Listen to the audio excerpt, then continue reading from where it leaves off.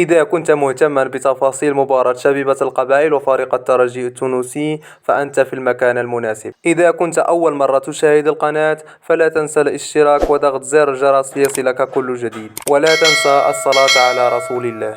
السلام عليكم. موعد وتوقيت مباراة شبيبة القبائل الجزائري وفريق الترجي التونسي برسم ذهاب دور ربع النهائي دوري أبطال إفريقيا 2023 والقنوات الناقلة لهذه المباراة.